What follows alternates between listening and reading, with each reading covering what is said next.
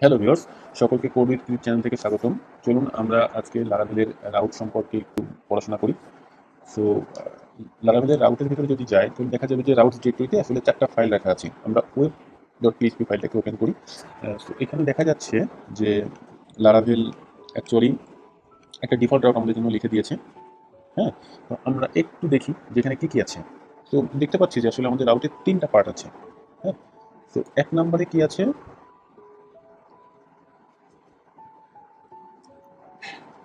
সেটা হচ্ছে আমাদের এইচটিটিপি মেথড। 2 নম্বরে কি আছে, ইউআরআই।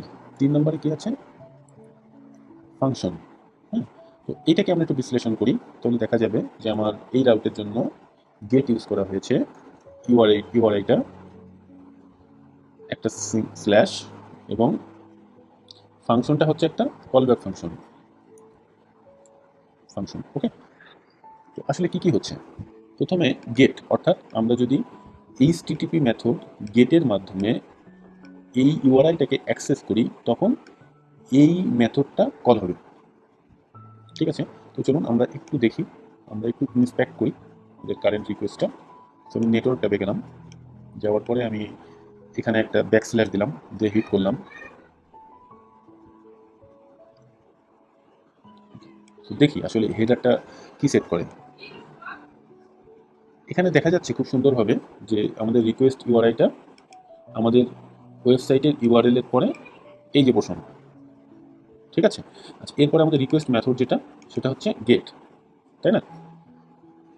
ওকে, সো এখন এটাতে যখন হিট করা হচ্ছে তখন রাউটের কাছে রাউট আইডেন্টিফাই করছে যে আসলে আমাকে এখন কী করতে হবে। তখন সে দেখছে যে আসলে এই গেট রিকোয়েস্টের থ্রুতে তার যখনই ম্যাচ করছে, যে গেটে এটা ম্যাচ করলো, তাহলে আমার এই ফাংশনটাকে এক্সিকিউট করতে হবে। এই ফাংশনে আমরা সিম্পলি ওয়েলকাম যে পেজটা আছে, ভিউ যেটা আছে, ভিউটাকে আমরা রিটার্ন করে দিচ্ছি। সো সেটাই সে ডিসপ্লে করে দিচ্ছে, তাই না? সো সেম ওয়েতে আমরা আরেকটা রাউট ক্রিয়েট করি। রাউট আমরা গেটই দিলাম, টেস্ট দিলাম।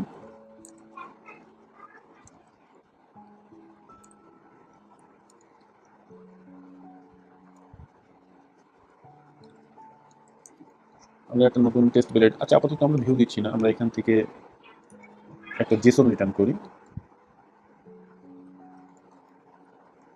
আমরা 1 2 3 এই জেসনটাকে রিটার্ন করি। সো যদি আমি এখানে টেস্ট লিখে ব্রাউজারে অ্যাড্রেস বারে হিট করি, তো দেখা যাচ্ছে যে আমার গেট মেথডে টেস্ট যখন আমরা রিকোয়েস্ট করছি তখন সে আসলে আমাকে কি রেসপন্স করেছে, 1 2 3, যেটা আমরা রিটার্ন করেছিলাম ঠিক সেটাই রেসপন্স করেছে সে। হ্যাঁ, সো তাহলে এটা কিন্তু মোটামুটি একটা বেসিক রাউট। হ্যাঁ, এখন আমরা একটু মডিফাই করি আমাদের রাউটটাকে, মডিফাই করে আমাদের রাউটটাকে আমরা একটু কন্ট্রোলারে নিয়ে যাই। তো আমরা একটা কন্ট্রোলার ক্রিয়েট করি।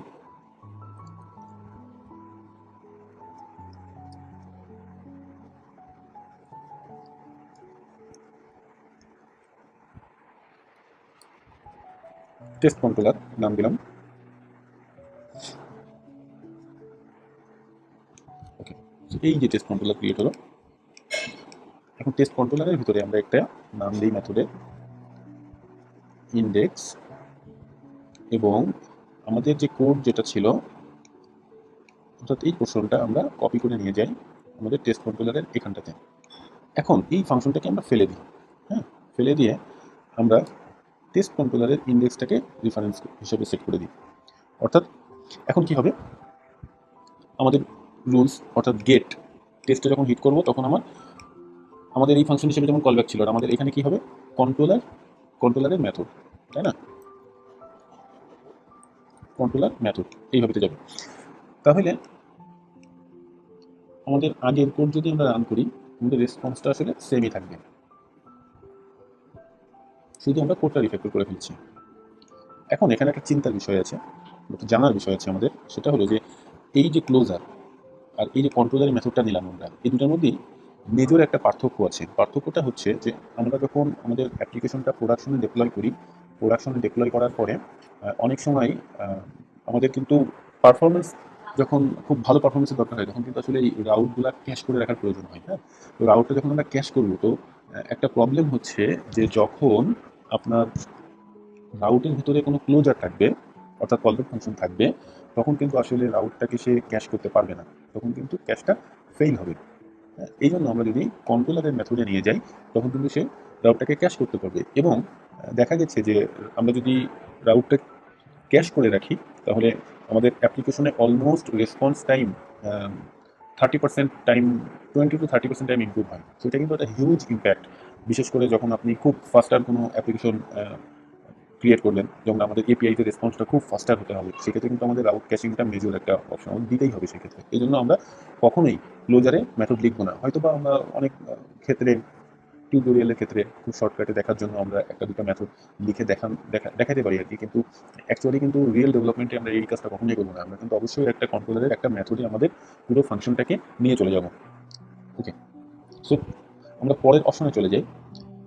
ওকে, সো এখন আরেকটা বিষয়, সেটা হলো যে আমাদের এই যতগুলো রাউট আমরা বানালাম, এই রাউটগুলো কিন্তু আমাদের দেখার একটা ওয়ে আছে। হ্যাঁ, সো লারাভেলের যদি আমি রাউটের লিস্টটা যদি একটু দেখি,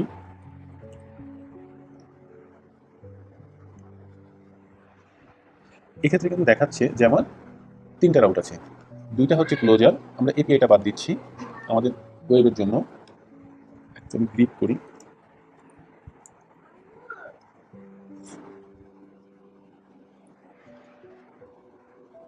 তাহলে দেখা যাচ্ছে যে আমার এখানে আসলে ওয়েব মিডলওয়্যারের আন্ডারে আসলে দুইটা রাউট আছে। এক হচ্ছে ক্লোজারে এবং আরেকটা হচ্ছে আমাদের টেস্ট কন্ট্রোলারের ইন্ডেক্স মেথডে। তো এখানে আরেকটা বিষয় আপনারা লক্ষ্য করেছেন কিনা আমি জানি না, সেটা হলো যে দেখেন যে app HTTP controller test controller, এইটাকে কিন্তু সে রেফারেন্স হিসেবে কিন্তু সে আসলে দেখাচ্ছে। কিন্তু দেখেন আমরা যদি রাউটের এখানে যদি যাই, তাহলে আমরা কিন্তু শুধুমাত্র টেস্ট কন্ট্রোলার লিখেছিলাম, আমরা কিন্তু সামনের যে পোর্শন যেটা আছে এটা কিন্তু লিখি নাই। তাহলে আসলে এইটা লারাভেল কীভাবে পাচ্ছি, চলুন আমরা একটু দেখে আসি। সো যখন আমি ডিরেক্টরি স্ট্রাকচার সম্পর্কে ধারণা দিয়েছিলাম, আমি কিন্তু প্রোভাইডার সম্পর্কে ওই সময় ডিটেলে কিছু বলি নাই। হ্যাঁ, সো এখানে দেখেন অনেকগুলো প্রোভাইডার আছে। সো তার ভিতরে একটা প্রোভাইডার হচ্ছে রাউট সার্ভিস প্রোভাইডার। সো এটা আমরা ওপেন করি। ওপেন করলে দেখা যাবে যে আমাদের এখানটাতে খুব সুন্দর একটা সুন্দরভাবে বলা আছে যে আমাদের নেম স্পেস কী হবে। নেম স্পেসটা এখানে বলা আছে যে আমাদের নেম স্পেসটা অ্যাপ এইচটিটিপি কন্ট্রোলার, এটা প্রিফিক্স আকারে অলওয়েজ থাকবে। এবং সেটা কোথায় বলা আছে দেখেন, এখানটাতে বলা আছে। আমাদের ওয়েব রাউটে যাই, এখানে আমাদের মিডলওয়্যার ওয়েব এবং নেম স্পেসটা হবে this name space. This name space মানে হচ্ছে এই যে অ্যাপ এইচটিটিপি কন্ট্রোলার। হ্যাঁ, এবং সেই ক্ষেত্রে আমরা আমাদের রাউটসের ওয়েব ডট পিএইচপি যে ফাইল, এই ফাইলের যত রাউট আছে সবগুলো রাউট আমরা ওই গ্রুপের আন্ডারে দিয়ে দিচ্ছি।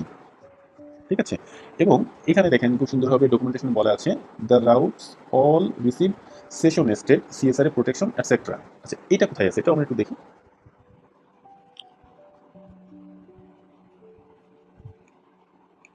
এখানে দেখেন এই যে এইটা, এই যে ওয়েব যে মিডলওয়্যার, এই গ্রুপের আন্ডারে কী কী আছে একটু দেখি। যে আমার প্রথমে কিন্তু এনক্রিপ্ট কুকি, এই মিডলওয়্যারটাকে কিন্তু সে কল করবে। তারপরে cookie to response, start session, share error from session, তারপরে যে verify CSRF token, substitute bindings, এই যে মিডলওয়্যার, এই মিডলওয়্যারগুলো কিন্তু আমার একটার পর একটা এক্সিকিউট হবে। এবং আমি যখন একটা রিকোয়েস্ট লাইফ সাইকেল চ্যাপ্টারে যখন বলেছিলাম যে আসলে আমাদের এইচটিটিপি কার্নেল, এটাই কিন্তু আমাদের সেই এইচটিটিপি কার্নেল। এইচটিটিপি কার্নেলটা যখন অ্যাকচুয়ালি রেজিস্টার হওয়ার পরে সে কিন্তু আমাদের এই যে সেটিংস, এই সেটিংস অনুযায়ী কিন্তু সে কার্নেলটা বিল্ড করে অ্যাপ্লিকেশনের। হ্যাঁ, সো এটা আমাদের জানা থাকা উচিত, তাহলে আমাদের অ্যাপ্লিকেশন ডেভেলপমেন্টে অনেক ইজি হবে। অনেক সময় আমরা ইরোর হওয়ার পরে আমরা আসলে বুঝি না এখন কী হবে না হবে, তখন দেখা গেল যে গুগল সার্চ করে অনেক সময় ভালো সলিউশন আমরা পাই না, অনেক সময় সিনিয়রদের কাছে যেতে হয়, অনেক সময় দেখা গেল তাদের সময় থাকে না, তারা হেল্প করতে পারে না, আমাদের অনেক সময় লেন্দি হয়ে যায় আর কি। তো যেটাই হোক, আমাদের আসলে নিজেদের যদি জানা থাকে, তাহলে কিন্তু আমাদের আসলে বুঝতে পারবো আমরা যে আসলে আমাদের এই যে প্রবলেম, এই প্রবলেমটার সোর্সটা কী, তখন কিন্তু আমরা নিজেরাই সমাধানের চেষ্টা করতে পারবো। সো আবার আমি ওয়েব ব্রাউজারে ব্যাক করি। এখন পরে চলে যাই এইচটিটিপি মেথড পোস্ট নিয়ে। ওকে, সো এইচটিটিপি মেথড সম্পর্কে আরেকটু ধারণা দিই। এইচটিটিপি মেথড যেমন গেট আছে, পাশাপাশি পোস্ট, পুট, ডিলিট, আরও তিনটা আছে। এছাড়াও আমার আরও যেটা হয় অনেক সময়, যেমন হেড থাকে, অপশন থাকে, ওগুলো আপাতত আমাদের লাগবে না, এপিআই ডেভেলপমেন্টে অনেক সময় লাগে। তো একটা বিষয় হলো যে আমাদের পোস্ট, পুট আর একটা হচ্ছে ডিলিট, এইগুলোর জন্য কিন্তু আমাদের অবশ্যই সিএসআরএফ যেটা, সেটা কিন্তু এই যে মিডলওয়্যার, এটা কিন্তু অ্যাপ্লাই হবে। এই মিডলওয়্যারটা কিন্তু অ্যাপ্লাই হবে। হ্যাঁ, এখানে দেখেন তেমন কিছুই নেই, বাট আমরা একটু যাই ডিটেলে। এখানে খুব সুন্দরভাবে বলা আছে যে যদি রিডিং হয়, রিডিং যদি না হয়, একটু যাই এখানে এই যে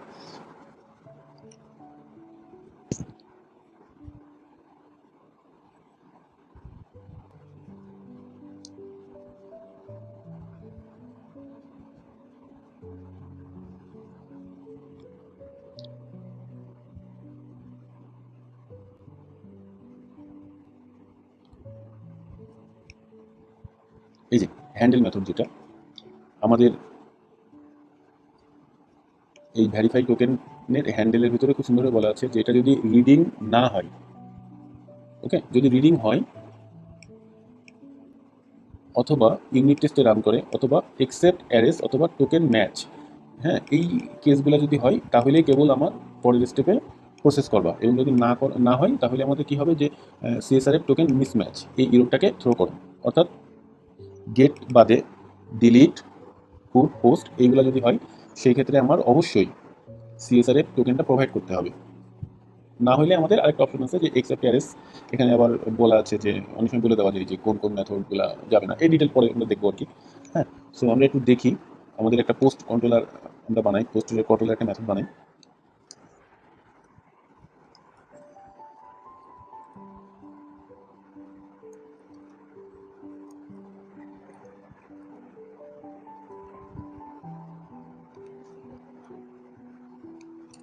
সো আমরা একটা স্টোর মেথড বানাই এখানে।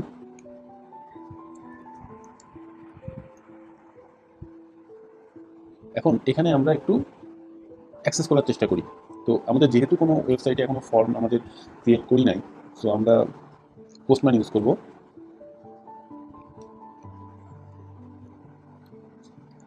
একটু দেখে আসি আমাদের রাউটটা কি নাম দিয়েছিলাম, সেটা দিয়েছিলাম স্টোর।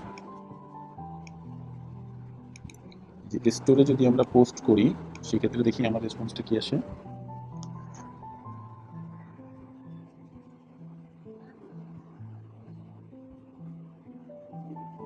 যে পেজ এক্সপায়ার্ড মিনিং হচ্ছে আমার আসলে রাউটটা ম্যাচ করে নেয়। ওকে, টোকেন মিসম্যাচ এক্সেপশন, এটাকেই সে আসলে সেন্ড করবে।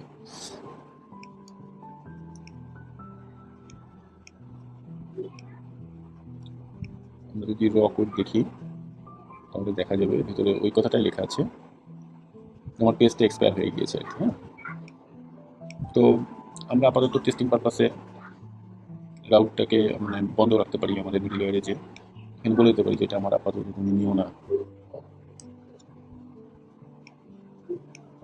সেই ক্ষেত্রে দেখবেন যে আপনার রিকোয়েস্টটা 200 আসবে স্ট্যাটাসটা, অর্থাৎ সাকসেসফুল হবে।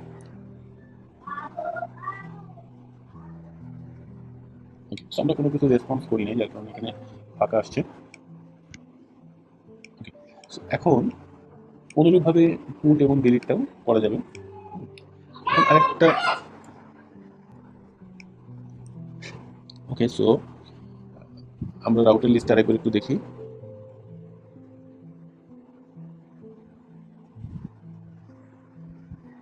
দেখেন আমাদের কিন্তু 3টা রাউট আছে এখন, স্টোর, ইন্ডেক্স।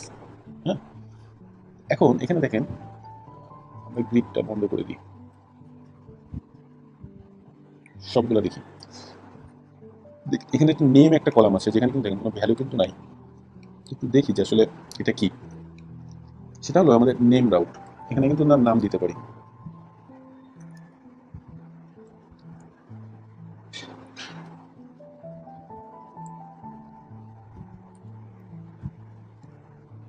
যদি নাম দিয়ে আমরা রাউটের লিস্টটা দেখি দেখবেন যে এখানে আমাদের নাম দেখা যাচ্ছে। তো আসলে নামের বেনিফিটটা কি? নামের বেনিফিটটা হচ্ছে যে অনেক ক্ষেত্রে আমাদের হয়তোবা আমরা সাপোজ একটা মেনুতে আমরা একটা ইউআরএল সরাসরি দিয়েছি। তো কোনো ক্ষেত্রে আমাদের ইউআরএলটা চেঞ্জ করা লাগবে। তো ওই মেনুটা দেখা গেলো যে আমরা 4টা 5টা জায়গায় ইউজ করেছি ফর সাম রিজন। তো এখন আমাদের 4টা 5টা জায়গায় কিন্তু চেঞ্জ করতে হবে। কিন্তু যদি আমরা নেম রাউট ইউজ করতাম তাহলে কিন্তু আমরা নাম প্রোভাইড করতাম। সো ইউআরএলটা যখন খুশি তখনই যদি আপনি চেঞ্জ করেন তবুও আপনার নেমটা কিন্তু আসলে সিমিলার থাকার কারণে অ্যাপ্লিকেশন কিন্তু অন্য কোনো জায়গায় আপনারা পরিবর্তন আনতে হচ্ছে না। সো এটা আমাদের পরবর্তীতে অনেক বেনিফিট দেয়। যখন আরও ডিটেল লেভেলে আমরা অ্যাপ্লিকেশন ডেভেলপ করবো তখন আরও এর কার্যকারিতাগুলো সম্পর্কে দেখতে পারবো।